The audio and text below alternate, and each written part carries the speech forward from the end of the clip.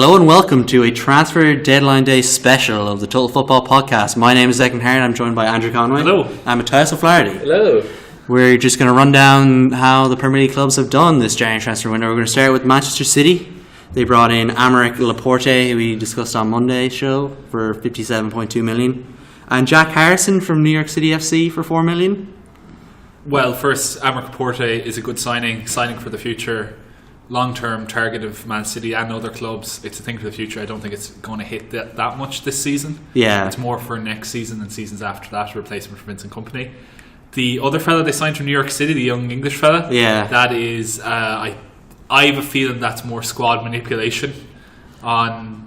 Yeah, I got all these figures from The Guardian, and that was the first I'd really heard of this transfer. Yeah, they made this transfer. They bought him from Man City, their parent, their sister club, whatever this financial structure they have in place. So they're not owned by the same. They are owned by the same country, but they're not the same club. Yeah. So whatever they're doing, they've used them before from and Melbourne City, I think. Yeah, Melbourne's the other one. It was the same issue. Frank Lampard was technically a New York City player and then technically a Manchester City player, and they're very tightly linked. Yeah, and they're either going to... Did they loan him directly out again? They might have. I think they did something. He's not going to be in the Man City team. That's for sure. Yeah. But an interesting signing. Apparently, he's very talented. He's done well in New York City. Patrick Vieira, the New York City coach, very... someone to keep an eye on maybe for the next couple of years. Yeah. And then second in the league, Manchester United. They obviously signed Alexis Sanchez earlier in the window. That was the big signing for them. Swap deal with Henrik Mkhitaryan. No money spent on a fee, but now he's the highest paid player in England. Yeah. £180 million contract potentially. Yeah. On a 29-year-old. But Man United have the money. Yeah, fair enough to them, I suppose. There's no reason not to spend it, especially on a player who we've seen like Alexis Sanchez, who can be top class. Like, not to judge on one match, but Manchester United's problems seem to be to the core having to be by Spurs on transfer deadline day. Yeah, I think that's something maybe we'll discuss more in depth on Monday's show. True, but the problems are there. Yeah, they need to spend more money. Not just Sanchez. Maybe they should have invested more in the Christmas window. No real departures between them or Manchester City, I should have said. And then Liverpool in third had the biggest signing of the window, $75 million on Virgil van Dijk. Still have a positive net spend of 30 plus million. Yeah, they actually made a profit. Yeah, they had the biggest sale as well with Philippe Coutinho going to Barcelona for $106 million. I mean, of all the teams in the top six that could afford to lose such a special attacking player for $140 million, it was probably Liverpool that could weather that blow and keep going. Yeah, it's going to be interesting to see how they do for the next 6 months without him, without a direct replacement for him either. Well, remember at the beginning of the season when he was meant to go to Barcelona anyway, and they didn't play him. He had that mysterious back injury or that hip injury, whatever injury. The one that only affected him in Merseyside, not when he was on international duty for Brazil. Exactly. Yeah, injury, quote affected him while the transfer window was open. Yes. And as soon as it was shut, he was fine. That injury. Yeah. Well, they did. They bared without him at that point. They were preparing for a future without him at that point. Yeah. And they did okay. That was when Salah first started coming into the team. That's when they destroyed Arsenal at Anfield. Yeah, it was 4-0, wasn't it? Yeah, they were electrifying at that point in the season. So I know they've had a bit of weird form since they sold him. Yeah, but they had that same kind of form this time last year as well. Yeah, so. and I mean they've had it even with Coutinho. You know, it's not all down to losing. It's not exclusive to them either. I think all the top teams outside of Man City have just weird. Yeah, they're very inconsistent. No one can put together a string of 5 wins other than Man City. Yeah, not 5 wins, 3 would be American at this point. The other departure for Liverpool is Daniel Sturridge on loan to West Brom. A weird signing on the face of it, considering his preference was to go to Sevilla. Yeah, apparently, which was odd enough for someone like Sturridge. Wouldn't have thought him as a classic Sevilla player. They were in desperate need of a striker and they wanted him. Yeah. But apparently money talks, they couldn't stump up the Premier League money that... Because Newcastle were in for him as well, weren't they? I thought he initially was going to go there, but West Brom seemed to come in last minute. Gazumped them. Yeah. He knows players at West Brom. There's a lot of English players at West Brom. Apparently Pardew made a good argument to him for the rest of the season. And he's from Birmingham. Yeah. I know he's not from West. He's a Birmingham City fan, I think. I think so. I think he started at Villa, but he is a Birmingham City fan. He's a City man, yeah. But you know, he let him get the whole spread in there before the end of his career. He's also managed to play for every single Premier League club that Nicolas Anelka has played for, bar Arsenal. So it's coming. He's got to play there in a couple of years. He's going to do it in reverse. Yeah. Finish at Arsenal. But it's a good chance for Daniel Sturridge to kind of help his career, save it one last time. Natural goal scorer of the last 10 years. He just needs to stay fit. Yeah, when you look at him playing, firing on all cylinders, you can see it too. You know, he's a fantastic player. He doesn't need much space. It's just he needs to stay fit. He needs to know that the coach believes in him, and he needs a run of games on the side. He needs to go to Bayern Munich and become Arjen Robben. Yeah. I think his career would take it's very similar trajectory to this point. Arjen Robben was a very talented, very gifted, can produce at the highest level, but was injury prone and nobody trusts him. And then he went to Bayern Munich and everything turned around. I'd have the argument there that while Robben was at Chelsea, he was still highly valued. He wouldn't have ended up the Arjen Robben we know now, but it wasn't quite the same as the situation at Liverpool or Chelsea for Sturridge. Yeah. You know, but yes, definitely the Real Madrid Arjen Robben and the Liverpool Daniel Sturridge are looking quite similar right now. He could turn out to be great. Yeah. West Brom might survive. Maybe. And then in fourth place, Chelsea, they brought in Barkley at 15 million, Olivier Giroud at 18 million, and Emerson Palmieri at 17 million. Is that the most? That's the most player. It's the most players in of the top sides. It's a very January transfer window, isn't it? Yeah, Chelsea do love a good January transfer window. Yeah, and I mean they've brought in some absolute bangers in that time. They've had Gary Cahill in for 12 million at the time. Yeah, the January which was a lot of money for a defender from Bolton at the time. Yeah, he's served the club well though. He has. Yeah, he's captain. Absolutely. Yeah, there's a couple of other signings. Can't remember exactly who was January off the top I think of my head. Anelka's been signed. Anelka, I'm fairly sure was Azpilicueta? I mean, I think so. They've done it. They've Fernando done it. Torres, anyone? Fernando Torres, yeah. They do like their odd January transfer. Yeah. I think they've also spent the most on net spend. I think they spent 50 million between those three players, which is quite... Yeah, because the only players they've sold 11 players on loan. That's all they've done. Of course, Batshuayi is the highest profile of those. And they'll probably sell him in the summer, and they're probably making fees on every one of those loan players. And Chelsea generally have a pretty low net spend in the last few years. And they had 30 million in the summer, so... Yeah. But Antonio Conte, following a defeat to Bournemouth last night, said he makes his job look... You think I make this job look easy. Yeah, the Martin O'Neill. If someone else had this job, it would be that easy. But he's just spent 50 million. I know probably none of the three players are anywhere near his first choice. Yeah, I doubt it. Like Drew is a good professional. Absolutely. And he's a goal scorer, so he'll probably will do something for Chelsea and give them that extra option. Yeah. Whether that's good enough for him. And I suppose both of them are very streaky players, Morata and Giroud. So one will take over from the other maybe when he gets a terrible run of form. Barkley is an unknown quantity at this point. We don't know whether his career will go up and down. He could be a Jack Rodwell. Yeah, he very easily could be. That said, from Chelsea's point of view, getting him now in the January transfer is a bit of a coup because he was meant to come in the summer for 30 million. Was that deadline day was called off? Yeah, because of an injury. He ended up rehabbing the injury at Everton. Everton paid his wages for 6 months, and Chelsea got him for 15 million less. Yeah, no, at 15 million, I think it is worth taking the risk. Yeah, because even if he doesn't turn out well, like Jack Rodwell did at Manchester City, I could easily see them selling him at a profit just because he's English and the money in the Premier League. Yeah. Then Emerson looks more one for the future. That's one for the future. Decent left back. We yet to see how he does in the Premier League with a different pace of game. And Chelsea absolutely needed a replacement left back because Marcus Alonso was completely overworked. Yeah. And then Tottenham in fifth place, they brought in just the one, Lucas Moura from PSG for 25 million.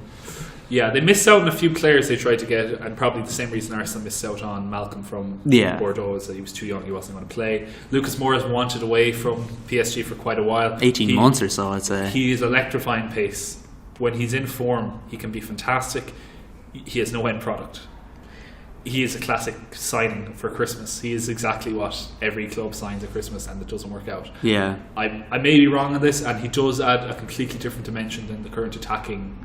Yeah, I think he's a nice change of pace for Tottenham. Yeah, he's not Song. He's not technical like Song. He's not a big hold-up player / powerful like the way Kane is, and he's not like Lamela and tricky, and he's not Eriksen. He is pace. Yeah, he just play the ball in front of him and let him run at it. Sometimes he dribbles past players, sometimes he does nothing. it's a risk, but Spurs at the moment are very one-dimensional in terms of everything goes through Kane. Yeah. If he's not there, this might be a plan B. It's much needed squad depth, I think. It is, yeah. And people do forget just how highly rated Lucas Moura was coming across from Brazil. You know, at the time when he signed for PSG, Rivaldo, the next he turned down United as well. I remember he was being up there with Neymar. He was Neymar was 1A, Lucas Moura was 1B. You know, and he mightn't have had the best time of it at PSG, but he's still young. You know, he's 23, 24. Yeah, he's younger than you think he is. Exactly. He's still quite young. 45. Yes, but there's still time for that deal. You know, 25 is a bit expensive for a flyer, but at the same time, it's a worth. I think it's risk worth taking, though. Yeah, absolutely. He's definitely different to what they have, and he could absolutely turn out to be a top class signing. Or he could be Andros Townsend. Arsenal then 6th. They had the busiest transfer window. They have brought in the most disruptive. Yeah. They brought in Aubameyang for 56 million. That's a club record signing, isn't it? Yeah. They brought in Henrik Mkhitaryan on the swap deal with Sanchez, which we mentioned, and they brought in Konstantinos Mavropanos or whatever. Centre back. Yeah, Greek centre back. Yeah, who is something for the future, most definitely. Yeah. Was he loaned back to the I don't club? know if he loaned because he was showing you the way Arsenal's run at the moment. The last I checked, and unfortunately I forgot to check this right before we came on air. He was signed, and Wenger said when he was signed he'll go immediately out loan. He's not ready for Premier League. He came, and Arsenal were very bad in defence. Yeah, did he play in the League Cup? No, he hasn't played yet. He trained with them, and Wenger said, "Oh, he actually looks quite better than I thought he would look." And then that threw. And then I don't know what happened. He was still there a couple of days. I didn't hear that he was loaned back, so maybe he's still at the club. Does that show signs of how good a player this guy is, or how bad Arsenal's current defenders are? Well, apparently Arsenal made inquiries yesterday to try and sign David Luiz, and it was to do with the timing of it. I think Chelsea probably would have been if they'd done that a week ago, they did it a week ago because of the whole messing around, and Chelsea wouldn't have cover if necessary. They didn't do it, and they also at the 11th hour tried to sign Johnny Evans from West Brom again, which didn't go through because Sturridge was on the loan deal. They were looking to buy him earlier in the window, and if they'd had to pay for him, Johnny Evans would have been sold to make up the money. So it's funny how that kind of works out. Like Arsenal waited 2 weeks in negotiations with Borussia Dortmund to sign Aubameyang to end up paying what Dortmund wanted. And they could have had Aubameyang for 2 defeats in that time. Yeah. And then he's a potentially good signing though. He is top scorer in Germany last year. Yeah. Very highly rated. Apparently, he has been involved less and less in football in the last 18 months in terms of their build-up play and everything. But he has the potential of, at least for the next season or two, to be a very top-grade striker for Arsenal. I will predict this though, that he won't start against Tottenham in 2 weeks. Ooh. Why is that? Because just Wenger. I just that's my prediction. That's the reason. I don't completely disregard it, but I mean, I think he'll help Lacazette as well, because Lacazette, he can lead the line, but the way he moves and the way he plays, I think he's better suited to playing off a more direct striker. Yeah. And I think Aubameyang would be a good choice for it. Yeah. There's also talk that they can actually, the signings now, the fact that they've lost Sanchez, who was a dribbler of the ball, for every great thing about him, he's a dribbler of the ball who kind of slowed things down, and teamed that with someone as pacey, famously pacey as Mesut Ozil is, which is not very pacey at all. It kind of was a very slow attack, and then you had Giroud as the focal point, say at the best. And now they have Lacazette, who does have a bit of pace, not as much as. He's much faster than Giroud, though. He's faster than Giroud. He can chase balls, but also he can hold the ball up, and he has a bit more trickery than Giroud does. But having Mkhitaryan, who, while not being pacey, has a lot of stamina. He knows how to use that pace as well. He runs. He can run a lot. They can withdraw Ozil into more defensive position and maybe partner with another 2 midfield and actually play quick players up front. The problem with partnering Ozil with 2 in midfield is that Arsenal have gone and sold their only defensive midfielder. Well, they do have Mohamed El-Neni, but they sold Coquelin, they sold Giroud for 18 million. Coquelin was 12 million. Debussy's gone for free. And Walcott 20 million because he wouldn't leave. Yeah, and then Walcott for 20 million to Everton. Like that, they've actually made a lot of money there. Yeah. They made net profit on the window, considering they broke their transfer record, and effectively broke it as well by getting Mkhitaryan that swap deal. That was almost but you got to wonder. And going back to them messing around with Dortmund and Aubameyang, and Chelsea were able to extort them for Giroud. Then I think they lost $1.5 million in 2 hours or something. Yeah, the fee. I don't know, is extort maybe the best word for it. For a 31-year-old, okay. 30. What are they? 18 million they spent for him. But at the time it was meant to be 20 million, and then it Chelsea, dropped like that in Chelsea, 2 hours. The Aubameyang deal was contingent on Dortmund getting Batshuayi, and Chelsea were, I don't know, were they annoyed by Arsenal or did they just see a chance to make some profit? But they said, you know what, this is taking too long, we're not going to loan him out unless we get a 2 million discount on Giroud, and Arsenal ended up giving it to him. Which again, if they'd sorted it out earlier, Dortmund had more options. They might have been able to say, you know what, no, we're not getting sold for this. But I mean, Arsenal's just put on a Muse concert next year or something to make up the difference. Yeah, so that's what they do. That's true. I mean, 2 million isn't a big deal for these clubs. Well, you're right that Arsenal are stupid. Like they just are. They don't seem to know what they're doing. They brought in people in the background now. Sven Mislintat. Seem to actually get things going. Because this is the first window he's actually in charge. So, and he actually tried to sign like 6 or 7 players, and he cleared out the dead wood that was been, that's been dead. It's been needed. Debuchy, for God's sake. I know it gets rid of cover, but just Arsenal seem to want to promote younger players. But the problem I'd see isn't with cover; it's the fact that there's no holding midfielders. I mean, Granit Xhaka is not a holding midfielder. No, that's what he's been asked to do. They might promote someone from. Do they have anybody like that? Well, they sold the best one to Barcelona in the window. Which I don't think they sold him. I think he left. Because he was 18, he signed a professional contract. Yeah, he didn't sign a professional contract with Arsenal, just left for... He's Irish qualified. Is he? Former Ireland under 17. I think he's going to go play for England though. Probably. That's the thing. He's gone to Barcelona. Arsenal do get compensation for that. They do, but I mean... he should have really had opportunities the way that Holding... absolutely. And Ozil signed a new contract as well as the other big news for Arsenal, and I felt like that was coming as well. But Jack Wilshere is apparently going to stay. Yeah, and that's big news for Arsenal. That's good at one end, but the other side of Arsenal is, as we said, they need defenders and they need a goalkeeper, and that hasn't come, and it's probably going to hurt them for the rest of the season. I see them probably playing better than they've had now that the Sanchez thing is behind them. But now they have the Wenger thing coming up of, is Wenger going to go at the end of the season? That's for something to just enjoy for the next 6 months. They now have one of the best attacking options in the league, but I mean, their defence... Still got nothing back behind And I mean, especially, they were looking at David Luiz. Conte's probably gone in the summer. Who says the new manager isn't a big fan of David Luiz? Exactly. That opportunity, and I won't say it's gone. The same as well. Johnny Evans the same. You won't say those opportunities are gone, but like both of those would have come in for a price far below what they're worth. I mean, David Luiz was talked about 30 million. You know, you take that for David Luiz. Johnny Evans was 12. That would have been a bargain. You know, Arsenal have to look around and explore the youth options. And then just a few other signings in the rest of the league. Notts Forest. Did we look at them? So what I think, I'm not sure it was the end tally, but it was Ike Karanka who took over Notts Forest just after the FA Cup win over Arsenal. I think he signed 7 and sold 6 in the space of a couple of days. So, a bit of change going on there, considering they've mostly youth players and weird stuff going on at Notts Forest. And West Ham, I think, was the most interesting one because they signed European Cup winner or European Championship winner João Mario on loan from Inter Milan, which is a bit random. Paying all of his wages. Yeah. And then they sold, they're hit with injuries really bad. They've sold Andre Ayew back to Swansea for 18 They've actually made a net profit on all this, on all their dealings. They couldn't get any deals done. They decided to loan out various players, including Reece Oxford to Mönchengladbach, which was probably good for him because he's apparently getting on great with the system there of not getting much game time. It's a weird... David Moyes is a weird person. Like, his signings at Sunderland were horrific. That much is clear, I think, from the last few years. Didier Ndong. Where did Didier Ndong end Sunderland. up at? No, but he signed for someone in the Premier League. I can't remember who. Was it West Ham? I think it was Swansea. It was Swansea. There's weird players still at Sunderland because of David Moyes. I mean, Sunderland's signings the last couple of years have been diabolical. David Moyes just even when he was at United, who was he signing? Marwan Fellaini and Juan Mata. Okay, Marwan Fellaini actually I think has done quite a good job at United for all the criticism he gets. But look at some of the other signings. Memphis Depay. That was Van Gaal. Was that Van Gaal? Van Gaal definitely had a lot of bad signings as well.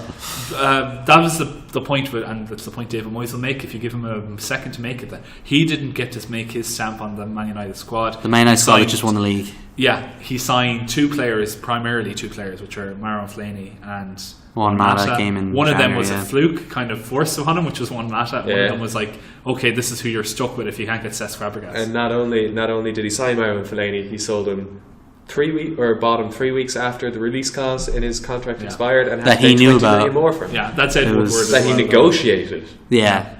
But yeah.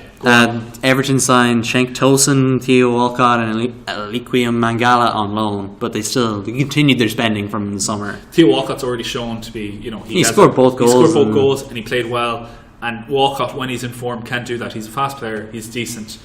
If he's this is the guy who did score a hat-trick against a very good Croatia side playing for England, not a very good England side. Scored a hat-trick against Newcastle back in the day, didn't he? In a mad match. He did, yeah. He did it against Spurs as well in the 5-2 victory. Oh yeah. But he has those games in him. We'll see what the rest of the season has for him. Tosun, I think, is a bit of a risk because I know he was third. I think he's third top scorer in Turkey this season, but the quality isn't there in Turkey this season. Yeah, like he was signed earlier in the window as well, and I think he's yet to score for Everton. Yeah, it's not. I think it wasn't even that. It was getting shots in, which I know was an issue further back the field for them. Yeah, I think overall Everton have had an okay transfer window. There was a weird quote that Sam Allardyce wouldn't let one. Davy Klaassen. Not Davy Klaassen. No, it was Ademola Lookman. Oh yes, Lookman. Wouldn't let him go to Germany for 6 months. But Lookman was adamant on transfer deadline day, and he's gone to Leipzig now. Ended up going, he did go there, but Sam Allardyce made the comment that he disagreed with it vehemently because he's going abroad and he won't know the language and he won't know any of this. And it does for the surface of it sounds like terrible. It sounds like xenophobic and kind of Britain first, English players play in England type of way. Yeah. But he actually made the point that the guy he's not going to know how to do anything by the time that he learns a basic rudimentary form of German to be honest, at the end of the season. Yeah, on a 6-month loan, I kind of agree with Sam. There's not much point when you don't know the language, you don't know the team you're going to and all that. Yeah. That said, RB Leipzig are known for developing youth players quite well. Lookman, football's a bit of a universal language. Yeah, he should. I'd be confident in his performance. I wouldn't rule out a move just for that reason. Yeah, and Jared De La Feu, who used to play for Everton in the league, signed on loan for Watford. That's the weirdest one because Barcelona made a big, not a big deal of it, but they made a fairly big deal of signing him back in the summer from AC Milan. They spent the money on him. Here's our prodigal son come back. And he had okay games, especially when Dembele was out injured. He was kind of a substitute that would come in. Yeah, he not did all play the time, but he did play a few games. Yeah, and he played okay in them. I know he hasn't really played in the last while since other players have taken the floor at Barcelona. But it's still, a weird sign. He's not so old that Barcelona feel they need to get his wages off the books or whatever. No. I mean, he's only been a month or two completely out of the team. Yeah. You'd think, especially for a club so proud of their identity, one of their homegrown players wouldn't be allowed to go so easy. It's amazing he didn't get a higher profile club as well. No offense to Watford. He did quite well when he was at AC Milan as well. I'm surprised they didn't go back to him. Yeah, that's what I mean. It's why didn't the club in Italy take a shot on him? No offense to Watford, but Watford are struggling in the Premier League at the moment. Yeah, you'd think a team higher up would have, if he was available, he would do well in Everton, for instance, or he would do well for Liverpool. Yeah. I mean, this is the if Coutinho was going the other way. Yeah, that's true. This is the smell of an agent transfer rather than a club transfer. Really? I would assume so. Yeah, Watford seem to be the favourite club of Jorge Mendes.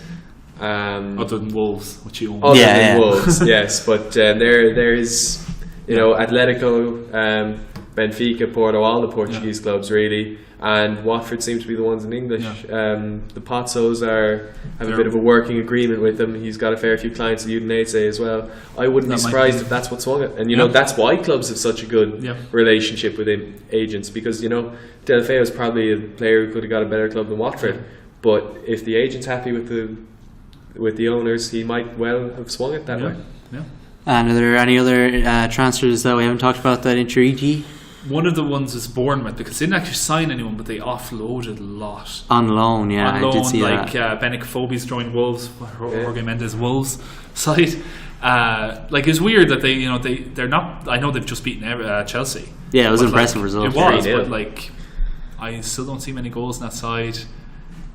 I don't know what's going on. Maybe they're taking a bit of a risk. Wasn't impressive at the side. He played. He was one of the reasons they got a goal.